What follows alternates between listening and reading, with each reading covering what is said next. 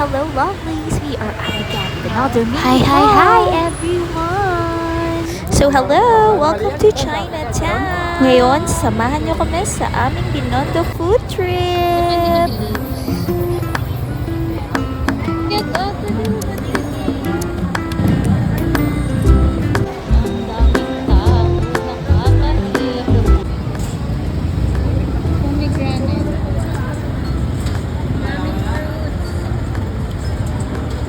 O diba, ang daming fruits dito, ang sarap mamili sa mga mahilig sa fruits dyan. So ngayon naman, itatry natin ang pusit, inihaw na pusit.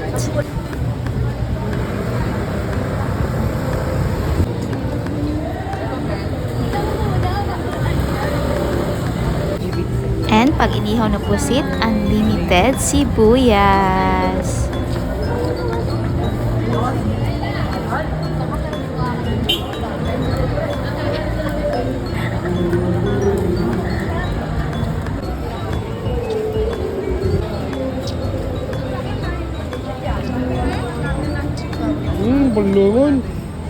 So after natin kumain ng pusit, dito naman tayo sa Wongkei Xiaolong Pao. Xiaolong daw ni Siopaw. Kino ba yun?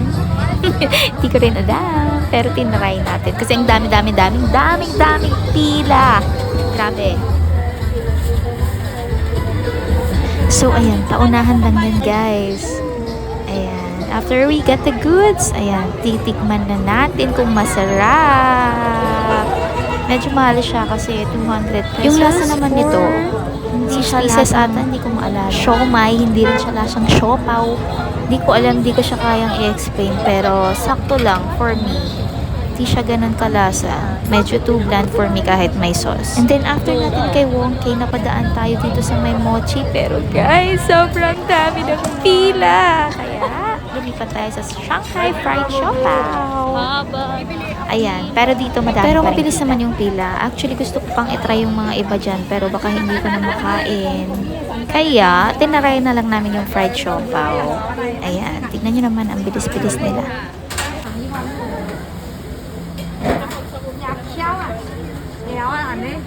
And syempre, after natin bumili, ang first na magta-try ay, syempre, sino pa ba? Siya. Sa kanya, masarap lahat. Guys, ayan. Tingnan nyo naman yung loob. Very moist.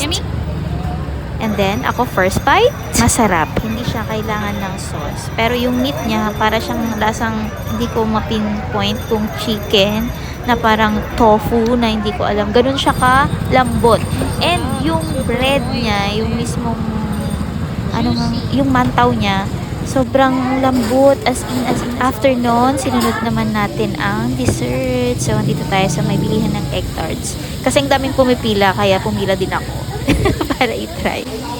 Pero worth it naman siya, guys. Ayan, hindi siya matamis. Ayan, first bite. Masarap siya. Sobrang lambot, na flaky, na basta ang sarap ng pagka-flaky niya, na buttery, na hindi masyadong sweet, saktong-sakto lang siya. Kaya ayan, try nyo na rin mag-Binondo food trip. And ipapatry naman natin siya kung gusto niyang i-try. So, kumagat lang yan ng isang kagat, tapos ayaw na niya. Ayan, thanks for watching my mini vlog. Hope you enjoyed. Bye!